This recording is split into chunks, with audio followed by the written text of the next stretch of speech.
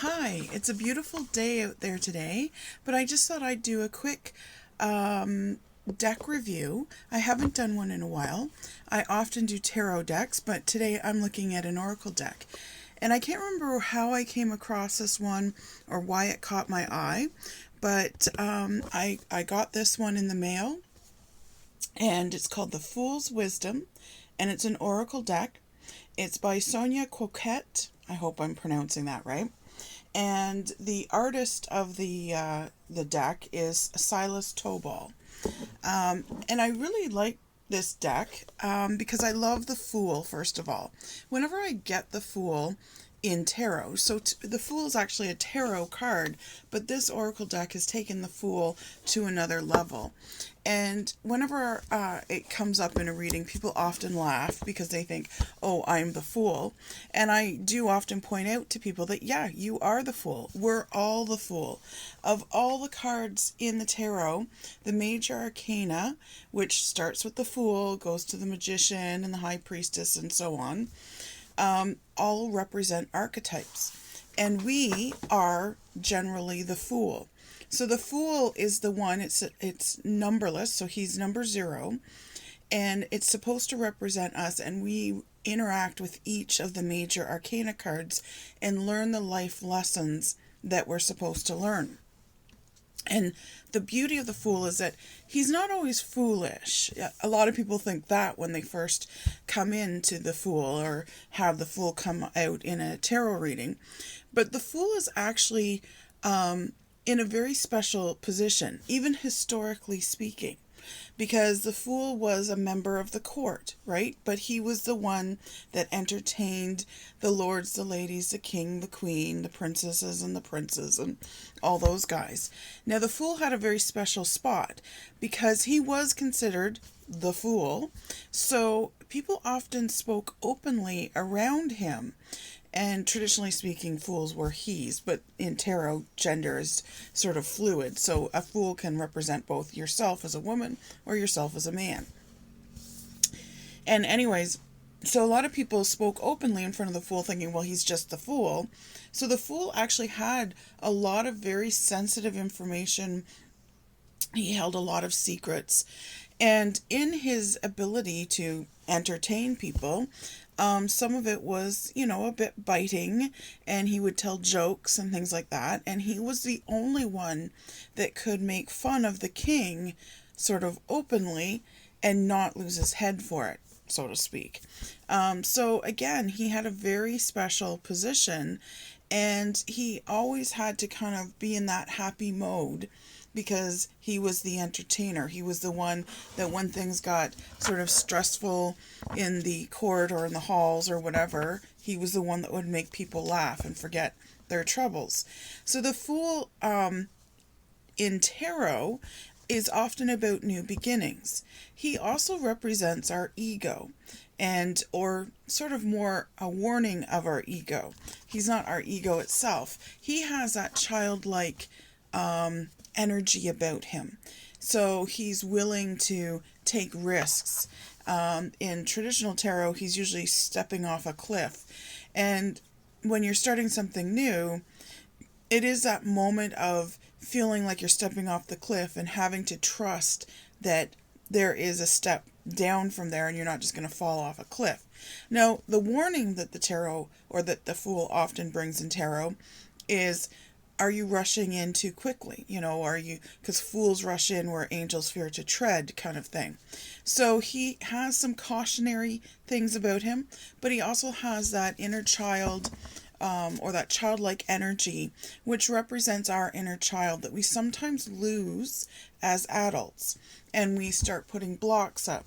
The Fool will take those risks. The Fool will trust, whereas adults, we get jaded and we start not trusting people, not trusting the system, not trusting situations, getting more and more jaded and pessimistic about things, whereas the Fool tries to always stay optimistic. So the Fool can bring us a lot of wisdom. So that's the reason the Fool's wisdom. There is a lot of wisdom to the Fool.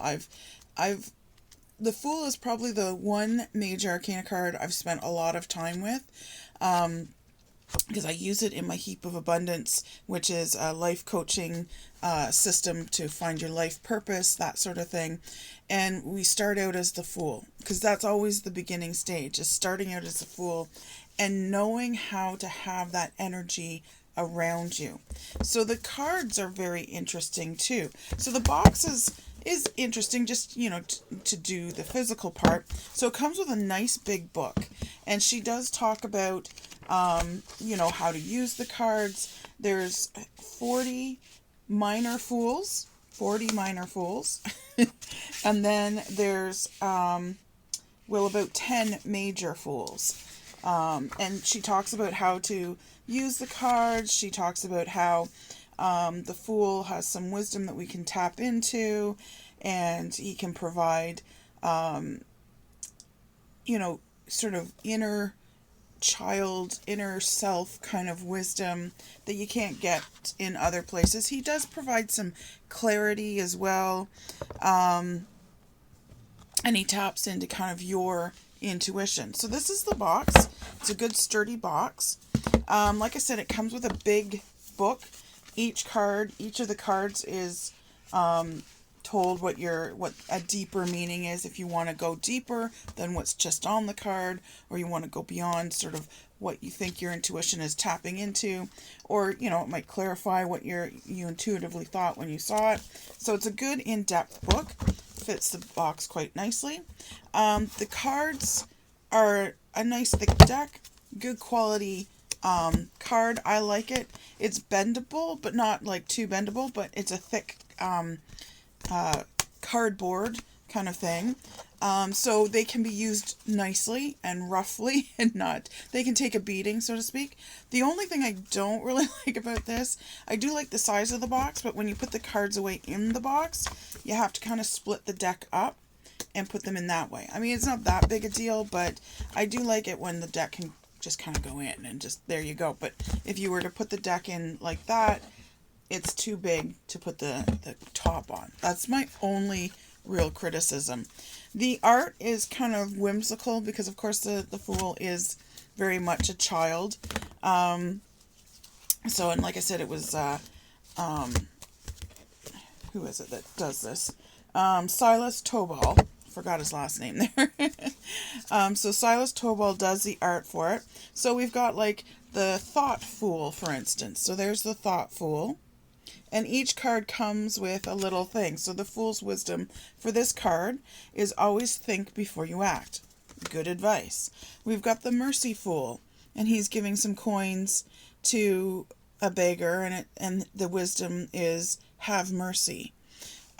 Because maybe, when you pull that card, you've been a little stingy, you've been maybe not grateful, sort of not giving, kind of like withholding from people, that sort of thing.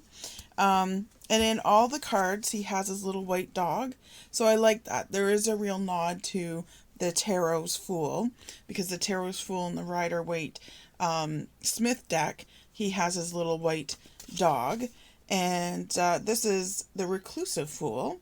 So the Fool's wisdom here is step away from the world and seek solitude.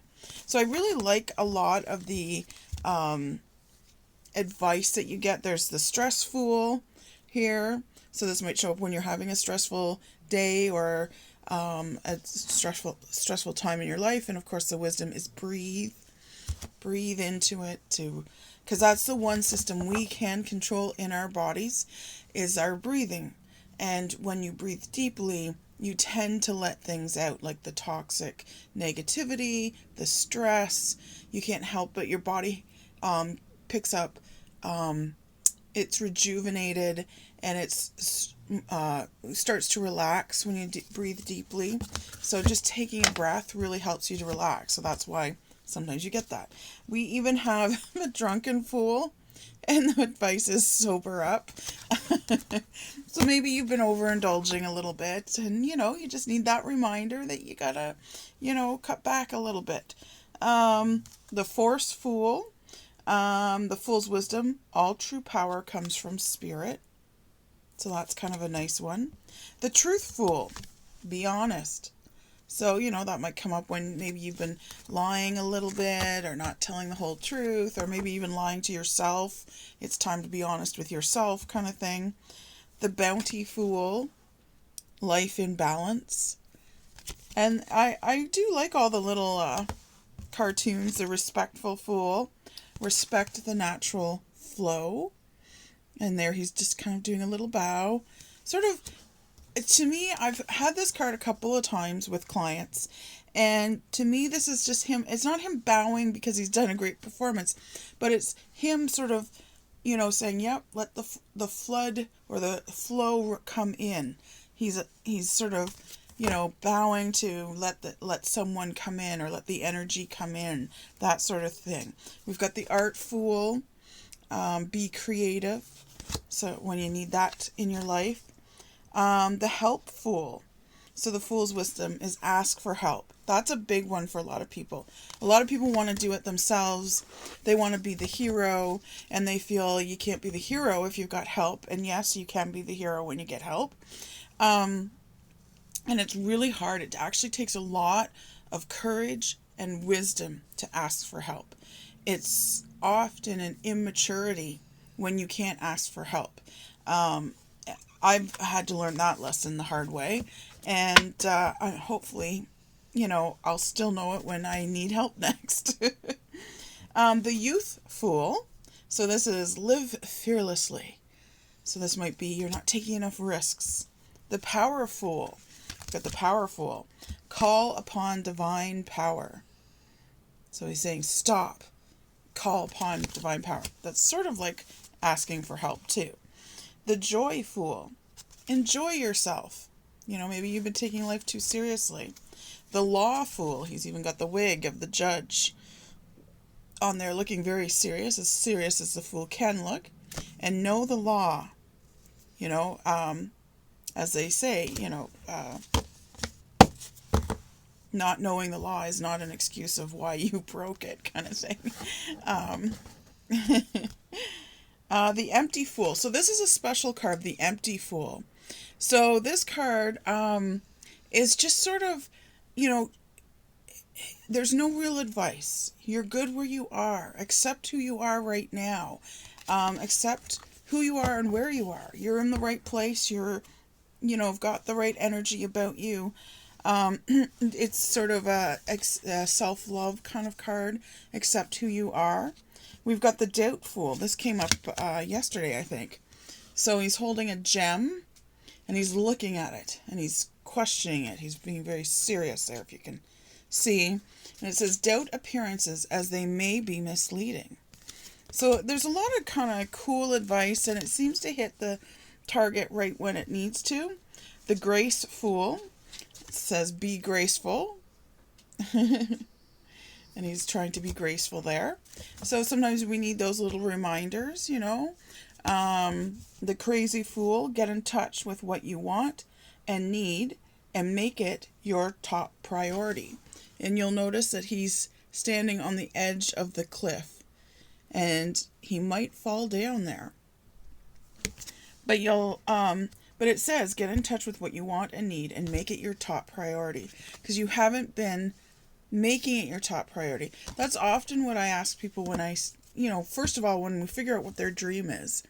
One of the things I learned in a master class, and I now ask my clients this, is what are you doing in your prime time? Because if you really want that dream, you need to do it in your prime time. You might not be able to stop doing what you're doing, like your job or whatever, in order to do this dream job, let's say. So what do you do when you get home? Do you flop yourself down on the couch and watch Big Bang Theory?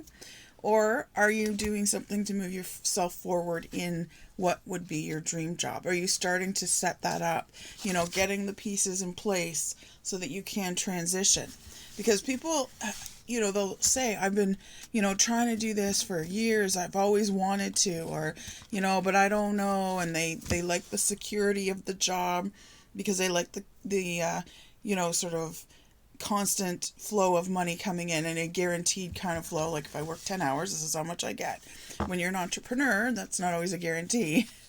And, you know, they like the benefits and, you know, that sort of thing. So sometimes the golden handcuffs are more appealing than the flying without a net kind of thing. So, you know, these fools can help sort of get you going and seeing what you need to do to get things started. Because a lot of times these come up, I use these when we're talking about dreams, and I'm talking about like what your desires are, not actual dreams. Or I will sometimes talk about it in love, you know, because the Fool is a good reminder of, you know, like if you're doing a love reading, what's blocking you? Is it that you're the lazy fool and you need to have some confidence? Maybe it's a lack of confidence why love isn't coming in, for instance. Or if I'm doing a love reading where there's sort of animosity between the couple and they're not sure what to do, or one partner's in and not sure what to do, I might say, well, you know, are you the fearful? Laugh at your fears. You know, don't take them so seriously. What are you afraid of, kind of thing. Let's see, what else do we have? The Fool's Wisdom for the Wonder Fool. Always maintain your sense of wonder. And that's that very childlike energy. So I find this is a good deck to kind of incorporate into a reading. Whether it's, you know, what's your deepest desire? I do business readings as well. And sometimes it's what is holding you back from being successful. I got the Mercy Fool again. So having mercy, you know, whether it's mercy on yourself, on your clients, as a business, are you successful? Are you giving back as well? It's a form of gratitude when you do that.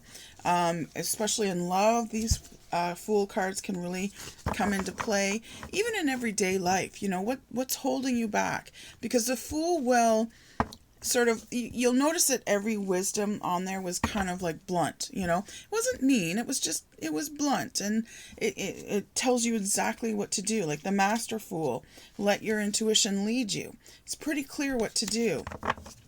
So there's not always a lot of intuition needed for this, because the Fool isn't about that. He's sort of a very blunt, call it like he sees it. He's not afraid to make fun of your attitudes, your ego that maybe has gotten out of control, and to rein you back in, because he is that childlike